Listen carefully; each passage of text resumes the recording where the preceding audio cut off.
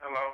Go ahead. Yeah, this the brother calling back with the question about the nation, how it differs. Okay. I had another question like, where is the young people being groomed? I don't have no problem with older leaders or whatever, but you always see like a brother like yourself coming out up old in age, but I know that's wisdom. Hmm. Where's the young people out here so when a person see well that's not connected with somebody older, like, oh, I can relate. Or there's somebody my age, something I can grow and aspire to, like you was talking about Obama. Just seeing that there's a leader that, what I'm saying, his age, that there's an opportunity, a chance for me to grow within a society, a group, a sect, or whatever. That's a very important question, and I'm reminded of what Malcolm said in his book, Malcolm Speaks to Young People. He said it's very important for our youth to think for themselves.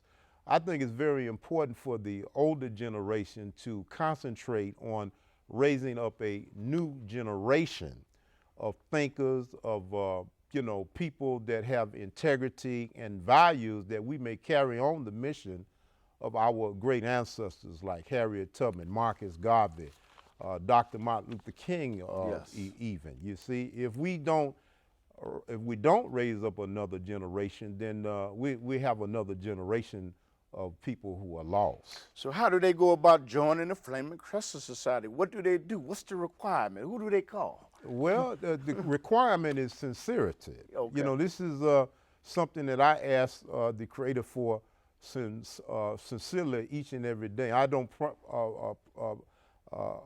profess to be one of the best Muslims, of course, but I think the main criterion for anyone who wants to participate in the upliftment of our people and our community is sincerity and dedication to the cause.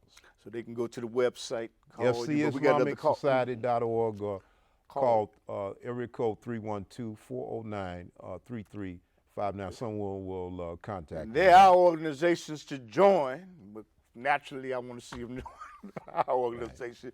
Right. But we got another caller. Go ahead and beat the drums, caller. Okay, next caller, go ahead and beat the drums. Hello? How you doing? Okay, my name is Hurley D. How you doing, sir? No, I'm from the Drifters. You ever heard of them? Maybe heard of them. No, sir. No, I have no, sir, but. Okay. I think that they look for prejudice here and there across the country. We got the Ku Klux Klan and all them that's right here. I think what they need to do is address, and I never hear nobody address that prejudice should be a terrorist threat, a felony, a 3-strike, and a hate crime against your color, your kind, your creed, or your religion. And we never address that. Getting ready to address it right now? I think my brother raised a good point. You always hear the media and the government speaking about Arab terrorists, but they never address the white supremacist terrorists who live right here within the shores of America. After all, Timothy McVeigh was a white terrorist. Yes, sir. But we did not hear him indicted because he was a member of the Christian faith. The Ku Klux Klan has been terrorizing black people for hundreds of years now.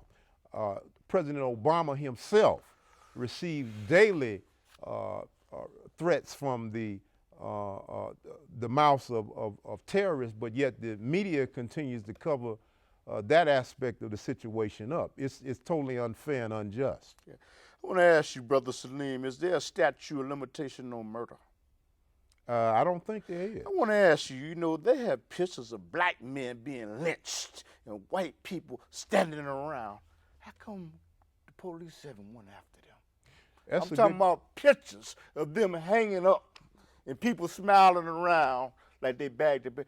If there's no statute of limitations, how come they haven't, how come they haven't been prosecuted? Well, that's another excellent question, my brother. It does seem to be a double standard. I mean, when we look at the Jews in the Holocaust situation, for example, the Jews have a saying, never forget. They have people like Simon Wiesenthal running all over the planet looking for ex-Nazis who participated in the Jewish Holocaust in Nazi Germany.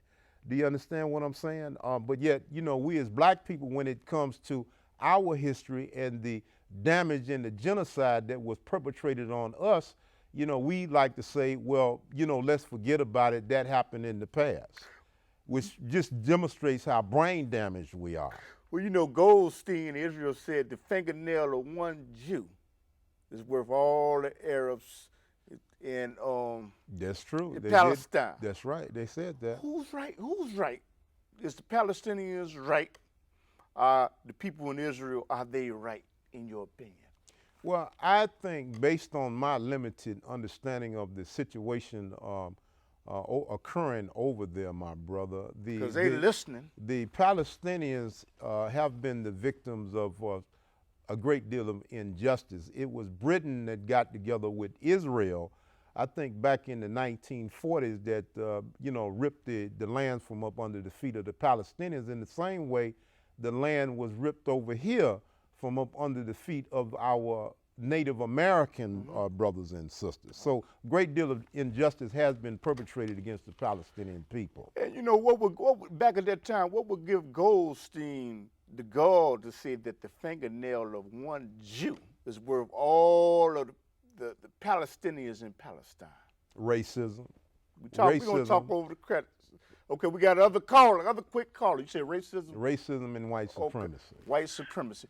So, you know what? This will be on YouTube, and assalamu alaikum to everybody. And Cliff, just put in the name Clifton Bradley in your search engine and press video. You got a final message for him? Well, we just talk over the credits. Well, the only thing I'd like to say is just once again, I thank my brother Clifton Bradley and the Underground Railroad staff for allowing me an opportunity to come on and express my point of view. Okay. Next call, if you can sneak it, get on in quick. I guess they hung up on them.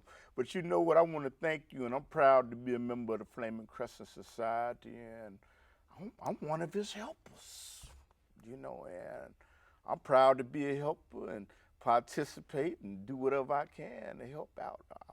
I just thank you for allowing me to help you out. Assalamu alaikum. Wa alaikum salam. So it's the upliftment of our people. You know, you got any message for the people over there in Africa that's listening right now?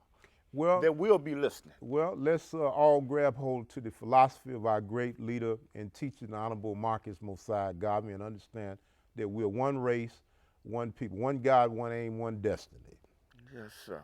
And you know what? Watch the Underground Railroad and get involved with the Flaming Crescent Society. Hey, I'm a card carrying member. Okay? As he always said, I guess I'm paraphrasing, using your words. But I'm a member. And the National Solidarity Party, get involved with that, you know, because there's no excuse.